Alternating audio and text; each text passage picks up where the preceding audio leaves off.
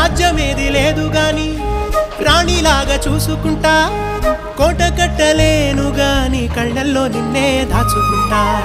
రాత ఎట్లా రాసి ఉన్నా మార్చి నీతో రాసుకుంటా. స్వర్గమంటూ ఉన్నదంటే అది నీతోనే ప్రతిరోజు పంచుకుంటా. నిన్ను గన్న మీ నాన్న కన్నా లారు ముద్దుగా సాదుకుంటా. నీకు కోపం వస్తే కొంత దూరం ఉంటా, నువ్వు గీత గీస్తే నేను దాటనంట. కంట నీరు కంటి రెప్ప దాటకుండా కాటుకై కావలుంటా.